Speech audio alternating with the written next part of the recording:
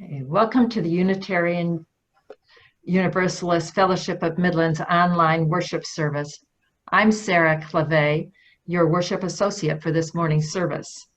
If you haven't already, please type into the chat box who you are and who you've brought with you. Unitarian Universalism is a welcoming and inclusive religion. It encourages us to keep open hearts and minds because our own experience, conscience, and reason are the final authorities in religion. It affirms the inherent worth and dignity of every person, that we are all connected to each other and to the earth. If you are visiting us today, a special welcome to you. We appreciate your spending some of your Sunday morning with us. If you have any questions, please let us know in the chat box, by phone, or through our Facebook page. If you've been attending for some time and have come to feel that this is your spiritual home, and you are considering becoming a member of the fellowship, please contact our minister, Eric Severson, or a member of the welcome team, or let us know of your interest in the chat box. If you have a chalice or candle at home and would like to join our chalice lighting remotely, now would be a good time to get that ready.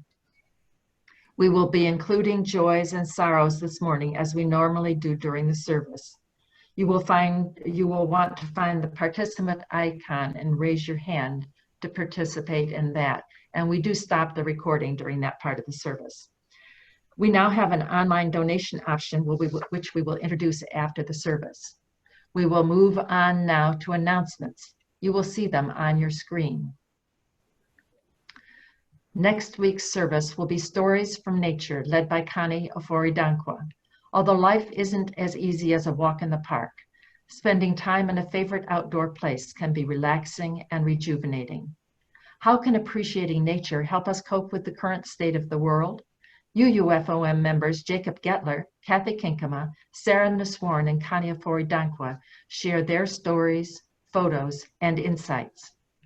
Watch your email for more announcements in our Candle Flame newsletter on Saturdays.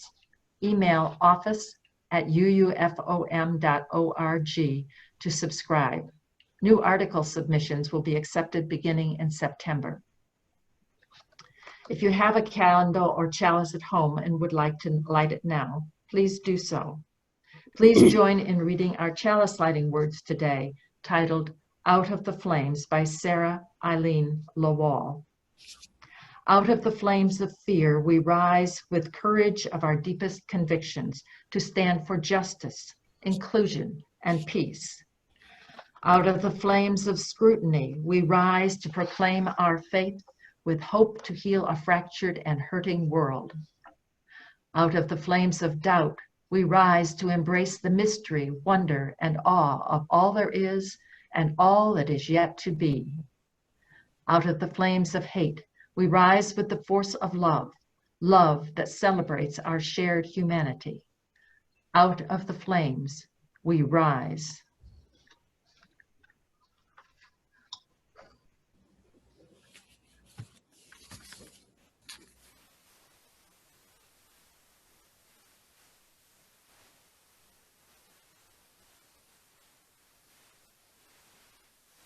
With your mics muted, please join Melanie in singing our opening hymn, How Could Anyone, by Libby Roderick. How deeply you're connected to my soul.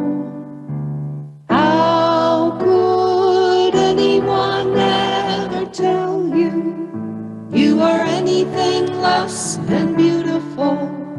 How could anyone ever tell you you are less than whole?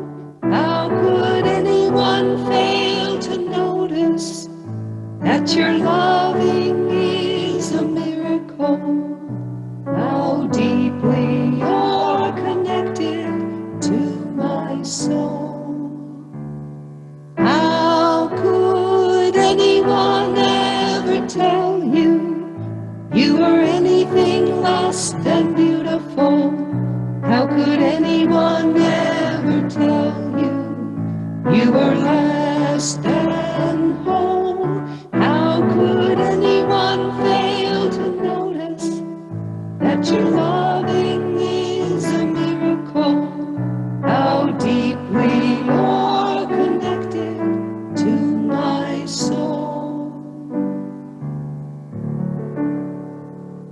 How to Heal a Broken Wing by Bob Graham.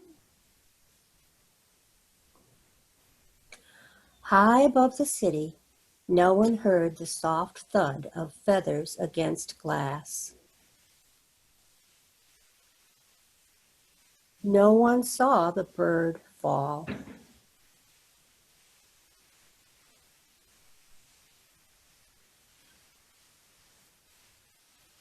No one looked down.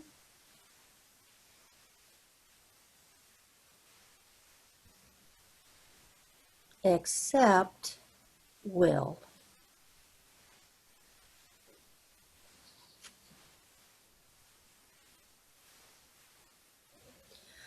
Will saw the bird with the broken wing.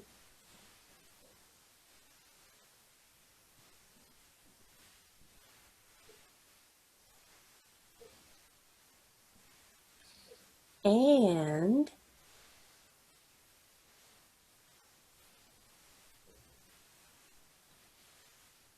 he took it home.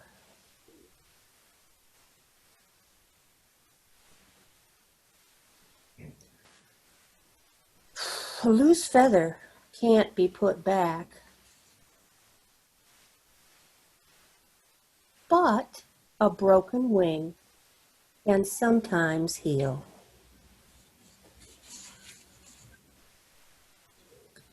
With rest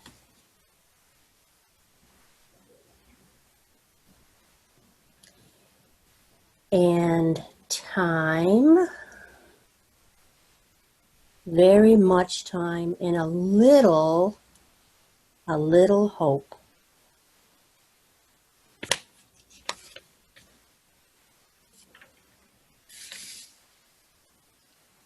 A bird can fly again. Will opened his hands, and with a beat of his wings, the bird was gone.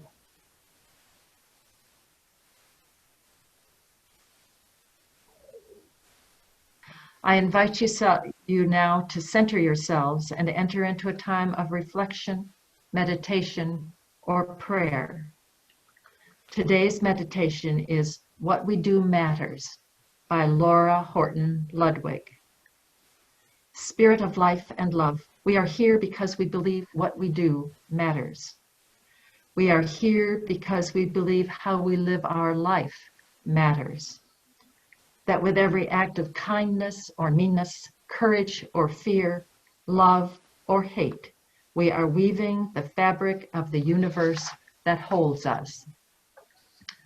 We are here because we need encouragement, because we need strength, because so often we get distracted. We get in a rush. We don't think. We choose the easy way when the harder path is what our spirits truly long for.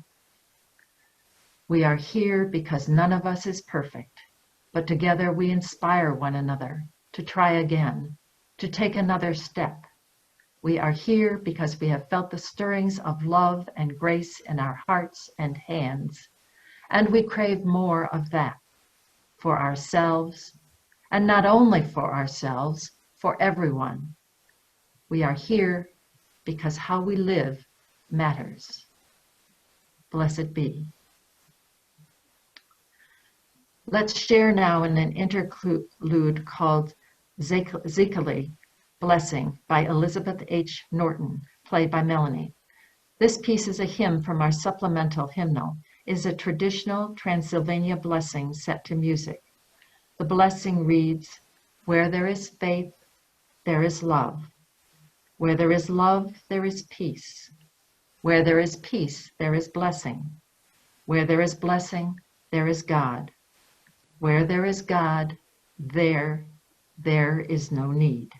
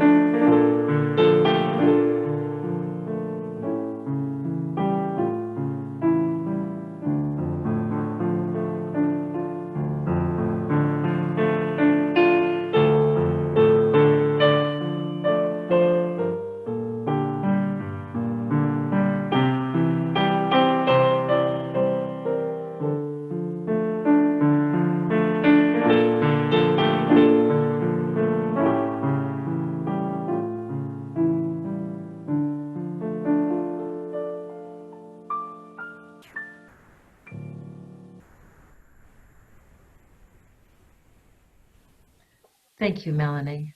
Lovely. Our readings today are from the Christian tradition. The first reading is from Matthew 25, verses 38 through 40. It's a lesson Jesus taught about how it is important to care for people who are facing troubled times.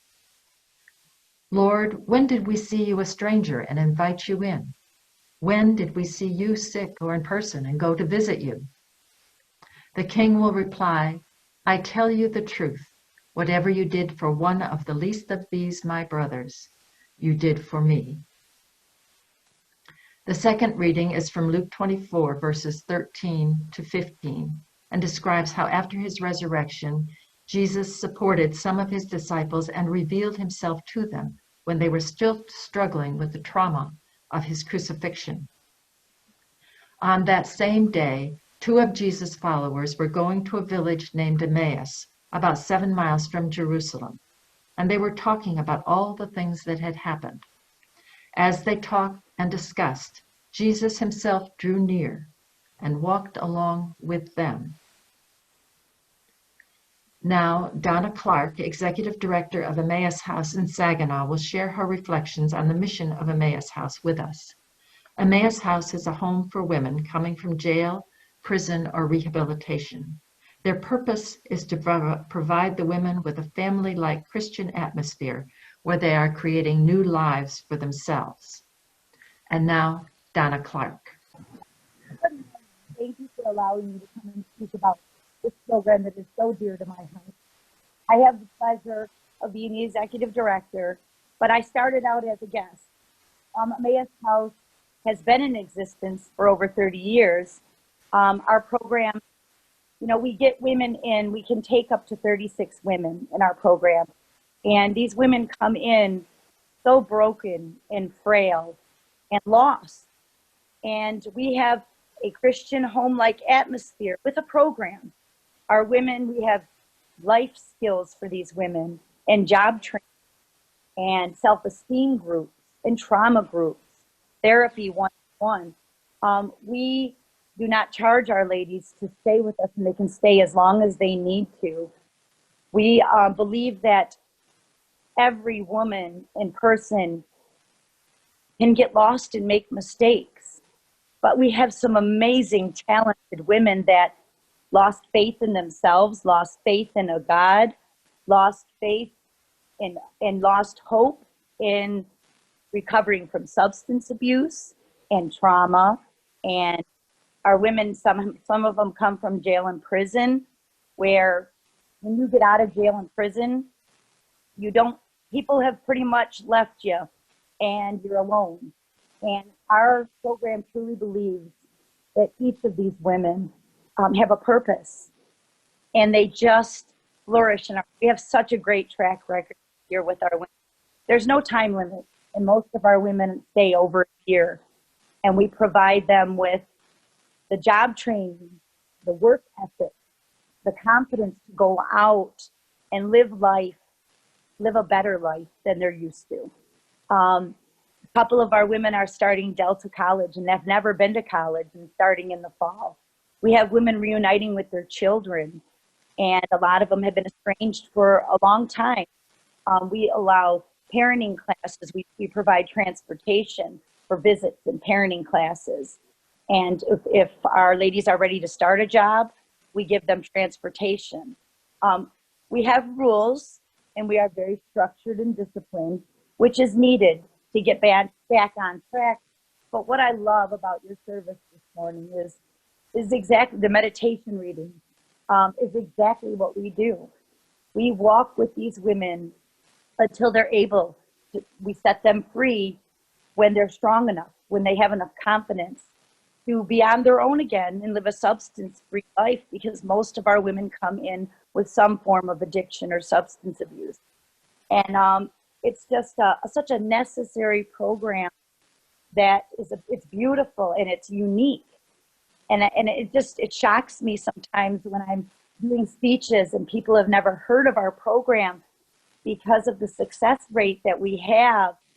We are just taking women who have lost all hope and giving them a better way of life and a new way of life. And I get the pleasure of watching these women change and grow. And it's just an amazing job, but it's necessary. We don't have any government funding in our program. We run strictly on donations and grants. And during this COVID, boy, was a true test for these ladies because they were all quarantined in. And I have 20 women right now, and they were all quarantined in for 2.5 months.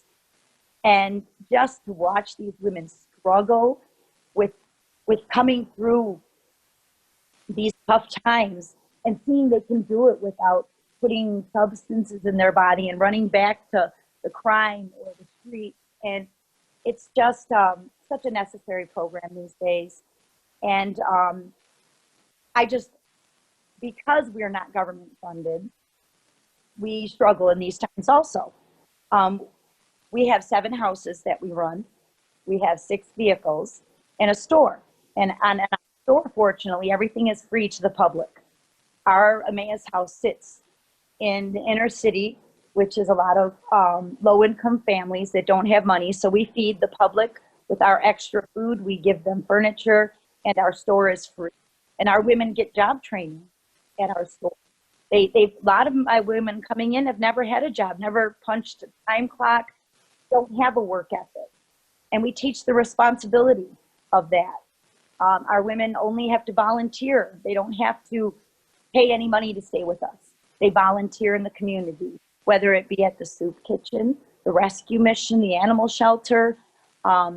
Animals are great therapy for the women, and they volunteer at our store. So as long as they get volunteer hours during the week, they're not charged for staying in our program, and they may stay as long as they need to. Our program is filled with love and forgiveness. And I myself, coming through the program, have the compassion and the understanding how hard it is when you've lost everything. You know, the wreckage of your past takes a long time to repair. And we just show these women that it is possible. It's possible. Whether you were homeless, on drugs, in prison, you can start your life over with the right support and the right education on how to live a better way of life. And I just thank you so much for letting me speak on this program that is so dear to my heart, and that I get the blessing of running and watching these women change and grow. But so thank you very much for giving me the opportunity to speak to y'all this morning. Thank you. We affirm the work of this fellowship and its mission through our financial contributions. We continue to rely on you paying your pledges and providing what you would otherwise drop in the collection plate. While our in-person activities may be suspended, our staff continue working hard to provide the services we need. Oops.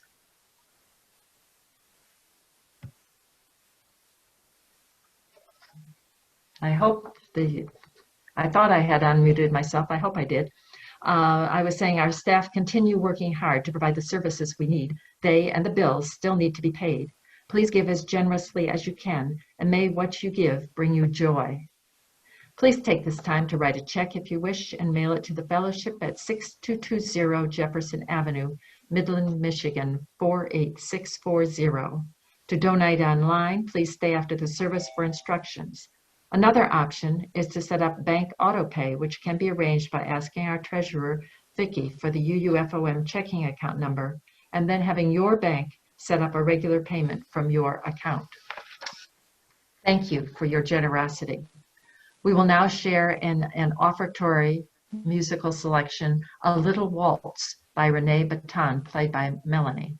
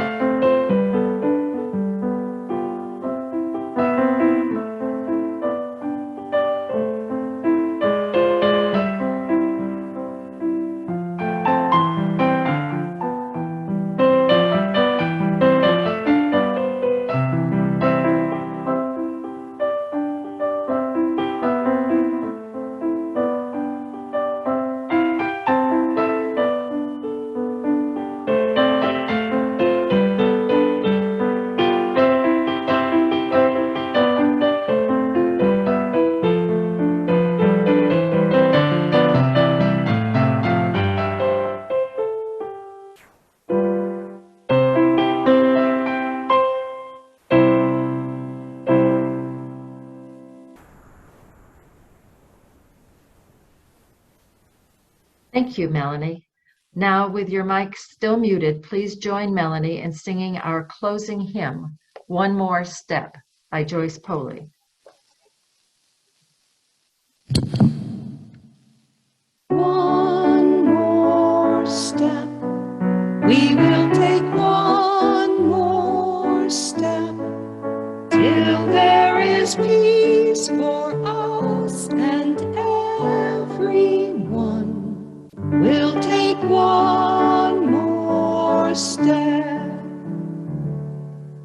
One more word. We will say one more word till every word is heard by everyone. We'll say one more word. One more prayer. We will say one more prayer till every prayer is shared by everyone. We'll say one more prayer.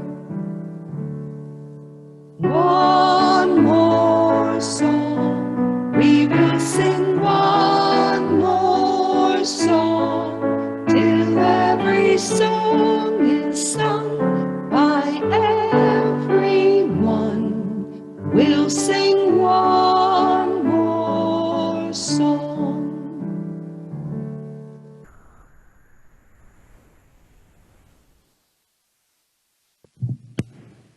I see that people are asking about contacting Donna, and we will have contact information for her in the next newsletter. And now please join me in reading our closing words. This is the message of our faith by Maureen Killeran. Maureen is one of our professional interim ministers. And we'll read that and then extinguish the chalice flame. This is the message of our faith: to act with compassion, with passion in the face of injustice, to love with courage in the midst of life's pain. This is the meaning of our chalice flame. May it empower our hearts until we are together again.